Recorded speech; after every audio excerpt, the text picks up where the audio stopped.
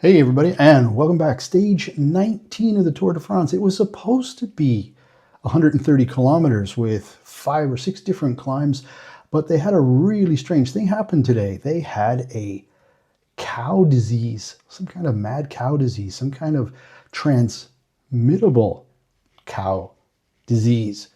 Had to cull an entire herd. So the stage was reduced by 35K, still ending up at Laplagnes, still starting in Albertville, but they took a little bit of a detour around and things got interesting pretty quick because they were only on a 90-something kilometer stage. Pretty early though, first climb right away after just a short time, and then it just kept going. With the major climbs, and there were some breakaways early on, but Pogačar and Vingegaard and were always kind of staying tight. You can see there 20 seconds off that break. Ineos, this is Timo Aronson, and we're already here 3 kilometers from the finish, and this guy had broken away. Like, the real backstory is Primož Roglič.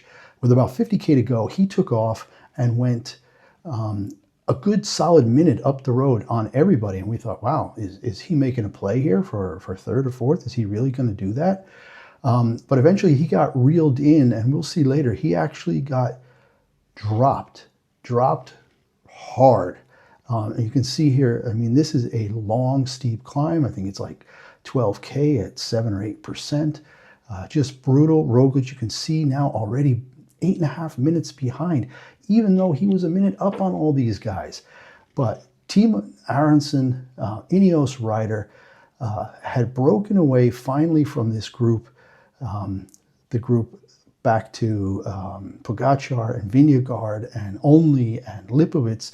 And Lipovic and Only, that's the battle for the white jersey. You can see here, Pogačar, then Vingegaard, then Only, then Lipovic in that order. And Lipovic is just marking Only because he's only 23 seconds ahead of Only. So this is big. And you can see now, they're catching him. They're only about 50 yards behind. 2.6 kilometers to go, and Aronsman will not quit. Gall did get dropped a little bit, so he's here in this group, a minute 6 back overall, and then Vauquelin dropped again today, and then in between there are a bunch of other people like Only and Einar Rubio and a couple of others. So pretty harsh final, 13K or 12, 13K or whatever it is, going up this brutally steep hill. Now, you can see that Aronsman's actually been doing a really great job here with just a little over 2 kilometers to go. You can see the weather really turned too. It had been, I think, 9 degrees C, 48 Fahrenheit over that last big hill before the final climb.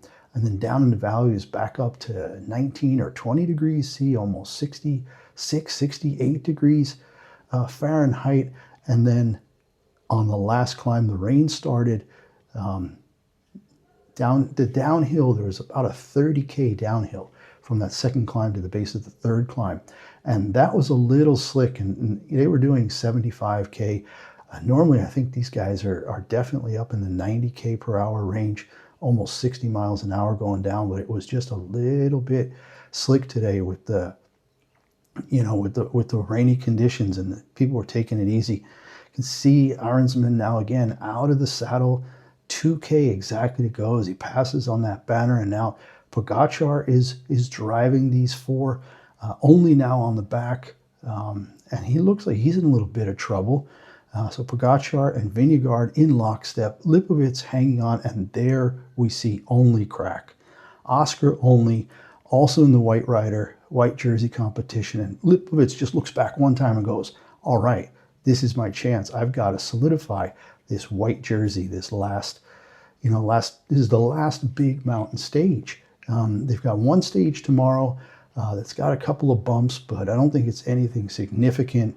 And now Lipovic goes. He wants to really, really ice this for third, for the podium, white jersey and podium. So this is pretty cool. I mean, there are guys who get white jersey but don't even crack the top 10. That's happened. But white jersey and podium behind Tadej Pogacar and Jonas Vingegaard, that's something to write home about. That's something for contract negotiations. And look, the rain is really spraying up here. You can see the camera guys in front of them trying to keep enough distance so they don't just, completely splatter them, with water. But now it's Lipovitz driving with 1.5K to go. He really wants this podium. And you're seeing it here. You're seeing the final podium in Paris. Slick, you can see a little bit of uncertainty there as they came around the curve and that painted line. Everybody kind of just had a little hitch in their pedal, in their cadence, because they're like, this is not the time to slip and fall, because nobody's waiting. Nobody's waiting at this stage. If you slip and fall and you're Tadej, Jonas is going to go. And, maybe he'll make up 2 minutes. It's probably not enough for the yellow jersey overall. But you have to be so careful. And you can see Arensman is just dying here. It's down to 14 seconds. His upper body's going more sideways than forward. I mean, he's struggling, but there's the Flamme Rouge. 1K to go. They're showing the distance there at 170 meters. I think it's a lot less than that at this point with this kind of steepness. And now only has been dropped 4, 5, 6, 7 seconds, 8 seconds, 9, 10 seconds. Look at it. It's like he just completely hit the wall. And the group with Felix Gall is right behind. Now for Felix Gall, this is critical too. You can see only here just absolutely dying. The head's hanging. He's got nothing left in the tank. But real quick, back to the Gall situation. We saw Roglic down 8 minutes. Roglic was 3 minutes up on Gall. So this means that now on the road, Gall is in 5th. And I think Johansson is even on the road ahead of Roglic right now. But we'll see that at the end with the final results. So yeah, coming up here, and it's these three, and it's Lipovitz. He's just doing his thing. He's put now 26 seconds into only.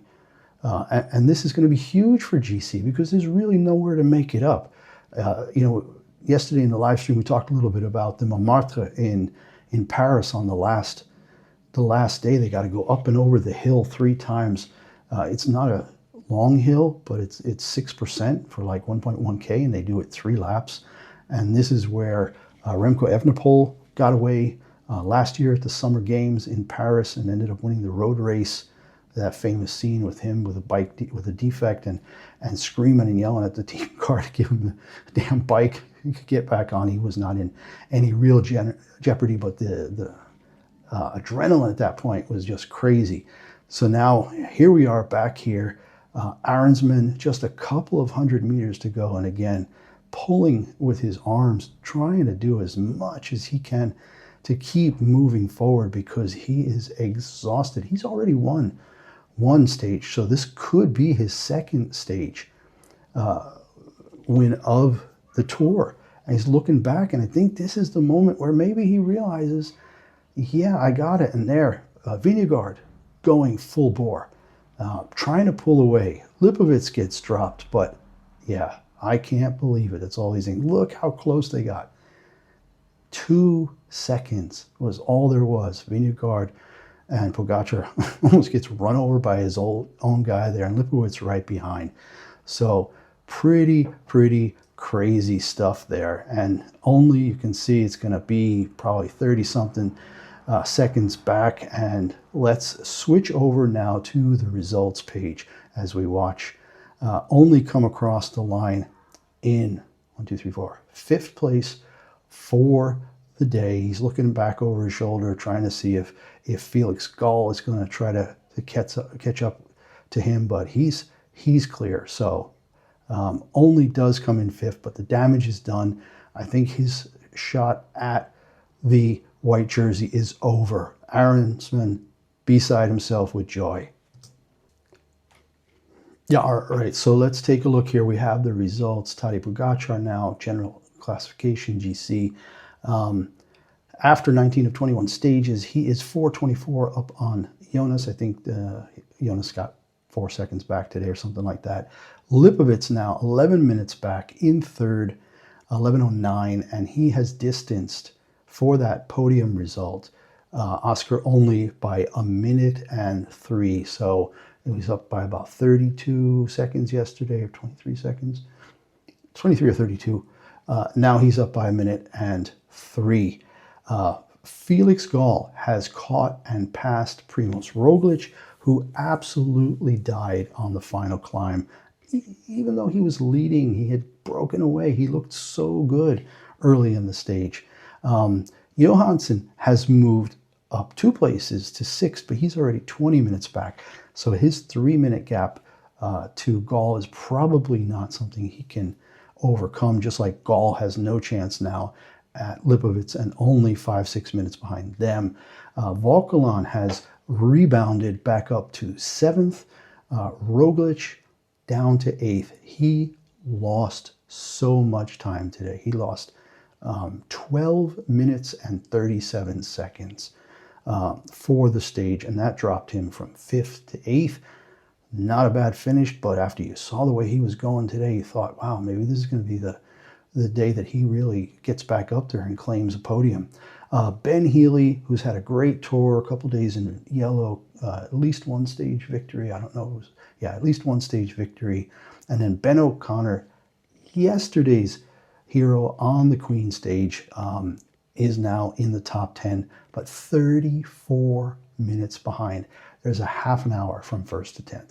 So there you have it. Stage 19 in the books, the end of the Alps, and tomorrow kind of a more or less flattish day compared to what we've done here in the last few days. And then on Sunday in Paris on the Champs-Élysées, 3 times around the Montmartre, up and over the hill.